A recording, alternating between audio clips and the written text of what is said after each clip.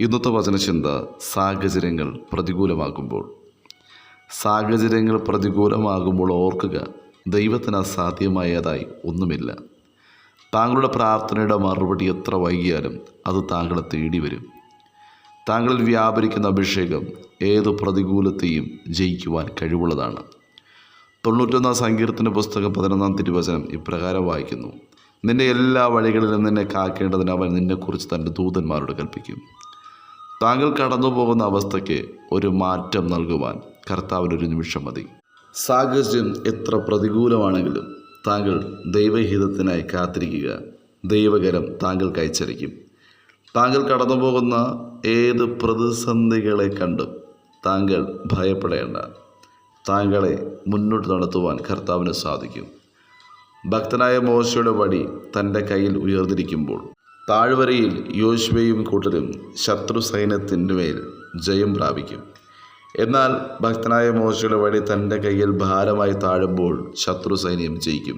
എന്നാൽ കുറേ സമയം കഴിഞ്ഞപ്പോൾ മോശയുടെ കൈക്ക് ഭാരമായി താഴ്ന്നപ്പോൾ അഹരോനും ഹൂരും മോശയുടെ കൈ താങ്ങി വടിയെ ഉയർത്തി. അവർ കൂട്ടായ്മ കാണിച്ചപ്പോൾ ഇസ്രായേൽ ജനത്തിന് വലിയ വിജയമുണ്ടായി. ഏത് പ്രതികൂല സാഹചര്യത്തിലും ഒരുമിച്ച് നിന്നാൽ ദൈവം വിജയം നൽകുവാനിടയാകും. താങ്കളുടെ ജീവിതത്തിന് ദൈവത്തിന് കഴിയാത്ത ഒരു കാര്യവുമില്ല. കാരണം അസാധ്യങ്ങളെ സാധ്യമാക്കുന്ന ദൈവത്തെയാണ് ഞാനും താങ്കളും സേവിക്കുന്നത്. അതിനാൽ വിളിച്ചു പറയണം: എൻ്റെ ദൈവം എന്നെ വിജയിപ്പിക്കും. എൻ്റെ ദൈവം എനിക്ക് വേണ്ടി യുദ്ധം ചെയ്യും. എൻ്റെ ദൈവം എൻ്റെ ആവശ്യങ്ങളിൽ എന്നെ സഹായിക്കുമെന്ന്. 112 സങ്കീർത്തന പുസ്തകം 8 തിരുവചനത്തിൽ ഭക്തനെ ദാവീദ് വിളിച്ചു പറയുന്നു: മനുഷ്യനിൽ ആശ്രയിക്കുന്നതിനേക്കാൾ യഹോവയിൽ ആശ്രയിക്കുന്നത് നല്ലത്, പ്രഭുക്കന്മാരിൽ ആശ്രയിക്കുന്നതിനേക്കാൾ യഹോവയിൽ ആശ്രയിക്കുന്നത് നല്ലതെന്ന്. തിരുവചനത്തിൽ ഏതു ഭക്തന്മാരുടെ ജീവിതം പരിശോധിച്ചാലും അവിടെയെല്ലാം വിളിച്ചു പറയുന്നൊരു സന്ദേശമുണ്ട്: ഭയപ്പെടേണ്ട, വിശ്വസിക്കുക മാത്രം ചെയ്യുക. അവൻ എൻ്റെ ഉപനിധി, അന്ത്യത്തോളം കാക്കുവാൻ അവൻ വിശ്വസ്തനെന്ന് എണ്ണുന്നവർക്ക് വേണ്ടി സകലവും അവൻ അതിൻ്റെതായ സമയത്ത് ഭംഗിയായി നിവർത്തിച്ചു തരും. കർത്താവ് യേശു ക്രിസ്തുവിൻ്റെ പരസ്യ ശുശ്രൂഷക്കാലത്ത് മാർത്തയും മറിയയും ആളയച്ചു: കർത്താവെ, നിനക്ക് പ്രിയനായവൻ ദീനമായി കിടക്കുന്നു എന്ന് പറയിച്ചു. യേശു അത് കേട്ടിട്ട്, ഈ ദീനം മരണത്തിനായിട്ടല്ല, ദൈവപുത്രൻ മഹത്വപ്പെടേണ്ടതിന് എന്ന് പറഞ്ഞു. എന്നാൽ ലാസർ മരിച്ചുപോയി. ലാസറിനെ അടക്കി 4-ാം ദിവസം കർത്താവ് വരുന്നതറിഞ്ഞ് മാർത്തയും മറിയയും ഒരുപോലെ കർത്താവിനോട് പറഞ്ഞ വാക്കാണ്: കർത്താവെ, നീ ഇവിടെ ഉണ്ടായിരുന്നുവെങ്കിൽ എൻ്റെ സഹോദരൻ മരിക്കില്ലായിരുന്നു. നേരം വൈകി, നാറ്റം വെച്ചു, ഇനി ഒരു സാധ്യതയുമില്ലെന്ന് പറഞ്ഞു. കർത്താവ് കല്ല് നീക്കുവാൻ ആവശ്യപ്പെട്ടു. മാർത്ത പറഞ്ഞു: നാറ്റം വച്ചു തുടങ്ങി 4 നാളായി. യേശു പറഞ്ഞു: മാർത്തേ, വിശ്വസിച്ചാൽ നീ ദൈവത്തിൻ്റെ മഹത്വം കാണുമെന്ന് ഞാൻ നിന്നോട് പറഞ്ഞില്ലയോ? ലാസറിനെ കർത്താവ് അടക്കിയത് എവിടെയെന്ന് ചോദിച്ചു. ലാസറിനെ അടക്കിയ കല്ലറയ്ക്ക് മുന്നിൽ കർത്താവ് വന്നു. കല്ലുകൊണ്ട് അടച്ച അറയെ കല്ലറ എന്ന് പറയുന്നു. ലാസറിനെ അടക്കിയ കല്ലറയുടെ മുൻപിൽ നിന്ന് കല്ലുരുട്ടി മാറ്റുവാൻ കർത്താവ് കൽപ്പിച്ചു.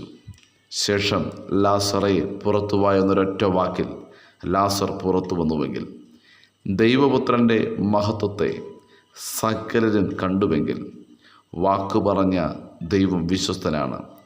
കർത്താവ് വാക്ക് പറഞ്ഞാൽ വാക്ക് മാറ്റുന്ന ദൈവമല്ല, അത് നിവർത്തിക്കുക തന്നെ ചെയ്യും. മാനുഷികമായ പ്രതീക്ഷകൾ അവസാനിക്കുമ്പോൾ, സമയം കഴിയുമ്പോൾ, നേരം വൈകുമ്പോഴും ദൈവത്തിൻ്റെ വാക്കിന് മാറ്റമില്ല. പറഞ്ഞാൽ പറഞ്ഞതുപോലെ അത്ഭുതം ചെയ്യുന്ന, വാഗ്ദത്തങ്ങൾ നിവൃത്തീകരിക്കുന്ന കർത്താവിനെയാണ് നാം ആരാധിക്കുന്നത്. ആകയാൽ സാഹചര്യങ്ങൾ നോക്കരുത്. സാഹചര്യങ്ങൾ എത്ര പ്രതികൂലമാണെങ്കിലും ദൈവം അത്ഭുതം ചെയ്യും. അഹരോൻ്റെ വടി തളർക്കുവാൻ ഒരു സാഹചര്യമില്ല. എന്നാൽ ദൈവകരം ചലിച്ചപ്പോൾ, സമാഗമന കൂടാരത്തിൽ കർത്താവിൻ്റെ പാദപീഠത്തിൽ അഹരോൻ്റെ വടി വെച്ചപ്പോൾ, ഒരൊറ്റ രാത്രി കൊണ്ട് അഹരോൻ്റെ അടുത്ത വടി തളുത്തു പൂത്തു ബദാമഫലം കായ്ച്ചുവെങ്കിൽ, ഭക്തനായ യോസേഫ് കാരാഗൃഹത്തിൽ കിടക്കുമ്പോൾ ഒരു സാഹചര്യമില്ല മിസ്രൈമിൽ 2ാമനായി മാറുമെന്ന്. എന്നാൽ ഭക്തനായ യോസേഫിനെ ദൈവം പുറത്തു കൊണ്ടുവന്ന് മിസ്രൈമിൽ 2ാമനാക്കി മാറ്റി. വനാന്തരങ്ങളിൽ ആടുമേയ്ക്കുന്ന ഭക്തനായ ദാവീദിനെ അഭിഷേകം ചെയ്യുവാൻ ഒരു സാധ്യതയുമില്ല. എന്നാൽ ശമൂവേലിനോട് ദൈവം ഇടപെട്ടു.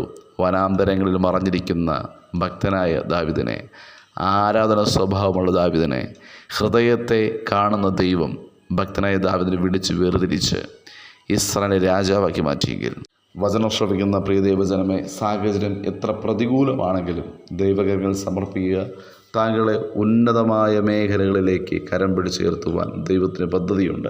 ദൈവിക പദ്ധതിക്കനുസരിച്ചും വിശ്വാസത്താൽ മുന്നോട്ട് ചലിപ്പാൻ വചനം ശ്രവിക്കുന്ന ഏവർക്കും കർത്താവ് കൃപയും അധികാരവും നൽകുമാറാകട്ടെ. God bless you. ആമേൻ.